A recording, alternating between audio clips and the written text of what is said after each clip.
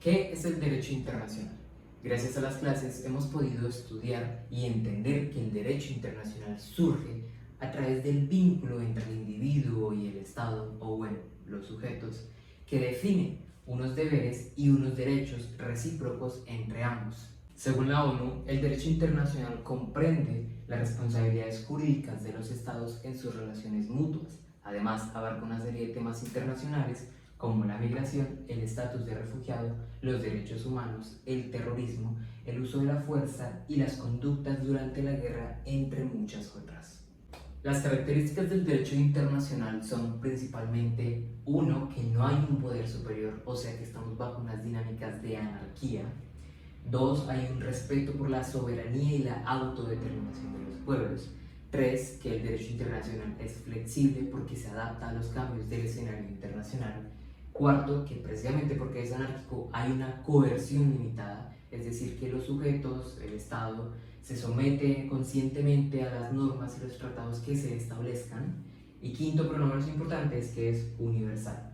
Al ser universal, el derecho internacional se puede aplicar a todos los sujetos del escenario internacional. En este mismo contexto, bajo el derecho internacional, surge la construcción de una comunidad internacional, que, según Poch y Cavides, puede ser entendido como este conjunto de actores que interactúan globalmente entre sí y se unen a través de un proceso gradual de interrelación y cooperación.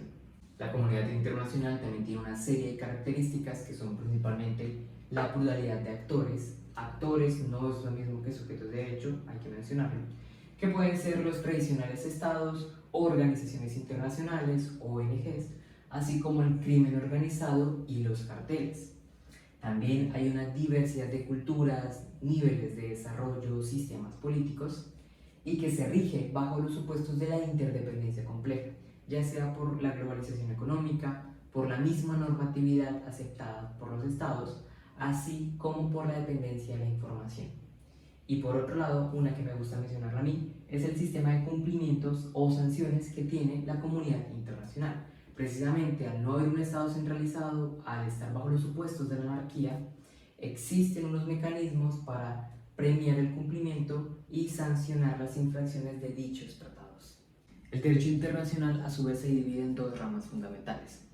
El derecho internacional público, que regula las relaciones entre los estados y los sujetos de derecho, y el derecho internacional privado, que regula las relaciones entre los individuos y entidades privadas de carácter internacional. También algunos autores, en este caso Gaviria y Líbano, subdividen unas categorías del derecho internacional público. El derecho internacional administrativo, que estudia las funciones administrativas de algunos sujetos de derechos. El derecho internacional constitucional, que estudia las normas constitucionales del derecho internacional. El derecho internacional penal, que se aplica frente a agresiones graves contra los individuos, como las establecidas en el Estatuto de Roma. Y el derecho internacional económico, que regula los intercambios financieros y económicos del sistema internacional. Por otro lado, también existen unas categorías del derecho internacional, que es el derecho general, que como su nombre indica se aplica en general, y el derecho especializado, que se aplica a un solo individuo.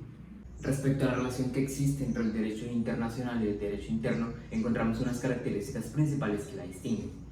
La primera es sobre los sujetos. En el derecho interno, el principal sujeto es el individuo, mientras que en el derecho internacional son los estados y eventualmente otros sujetos. Sobre las fuentes del derecho, en el interno es la voluntad estatal. Al fin y al cabo es el Estado quien establece, quien regula, quien crea las normas para su territorio y que rige a sus ciudadanos. Mientras que en el internacional son los intereses, las voluntades de los estados que inciden en cómo se construye el derecho internacional. Ahora bien, respecto a cómo se complementan y cómo se relacionan, múltiples juristas han planteado doctrinas y teorías para explicarlos. Algunas de las doctrinas más importantes son el dualismo, que diferencia al derecho internacional y al derecho interior como dos sistemas jurídicos separados e independientes.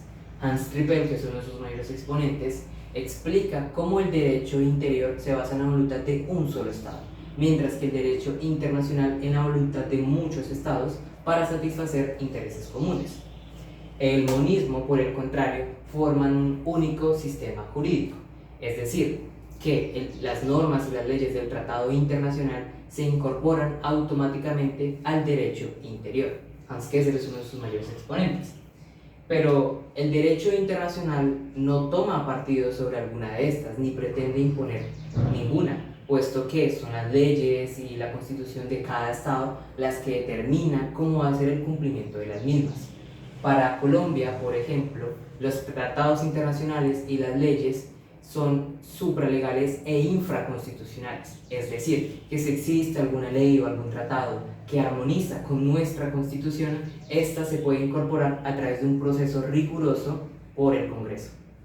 Según Gómez y Rigoberto, los actores internacionales sujetos de derecho son aquellos que tienen un reconocimiento y les da una capacidad de reclamar ante los tribunales internacionales, ostentan unas obligaciones y unos derechos, y entre los principales sujetos encontramos a las tradicionales ONG, organizaciones con iniciativa privada, sin intervención estatal y sin fines de lucro, a los organismos internacionales que ostentan su personalidad jurídica y su capacidad para interactuar en el escenario internacional a partir de 1948, y los actores beligerantes, que se refiere a un grupo de la población de un estado que se alza en armas contra un régimen constitucional vigente y establecido. Respecto a los actores beligerantes, no todos obtienen su estatus y su reconocimiento como sujetos de derecho, puesto que este reconocimiento les da un poder legal jurídico para enviar representantes, para firmar tratados, para participar activa y pasivamente en el escenario internacional. Un ejemplo que tenemos en Colombia es la guerrilla de las FARC, Ejército del Pueblo, que antes se habían declarado como beligerantes, pero que tras las negociaciones de paz durante la administración Pastrana se les reconoció este estatus debido a que se habían inmiscuido en negocios ilícitos como el narcotráfico, la minería ilegal, la extorsión, entre muchas otras. Otro sujeto es la Santa Sede, que adquirió su personalidad jurídica tras los tratados de letra, aunque a algunos juristas no les gusta diferenciar los estados. No obstante, de los principales está sin duda el individuo. La personalidad jurídica de los individuos sobre todo comenzó a tener importancia a partir de los derechos humanos, y además, tras los Estatutos de Roma en 1998, específicamente el artículo 25, que establece una responsabilidad penal individual para los crímenes de lesa humanidad, los crímenes de guerra, genocidio, entre otras, la personalidad del individuo retomó un gran poder en el escenario internacional. Finalmente, los estados, el sujeto del derecho internacional más importante, definido por Max Weber a partir de sus características principales, que es poseer un gobierno, un poder político, poseer una población, tener un territorio definido por fronteras y ostentar un reconocimiento internacional.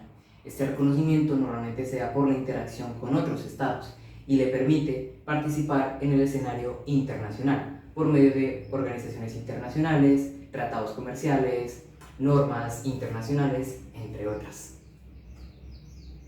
Ahora bien, respecto a la continuidad y la sucesión de los estados, existe también unas figuras y unas reflexiones acerca de estas situaciones.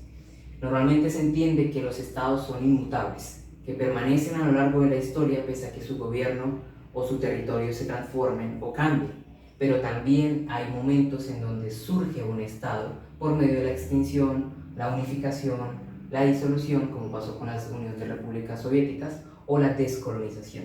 Y este suceso de extinción de un estado se da principalmente por un acuerdo mutuo, por una ley, por una decisión propia de un estado para dejar de existir, o por la intervención de un tercero, como lo puede ser durante la guerra.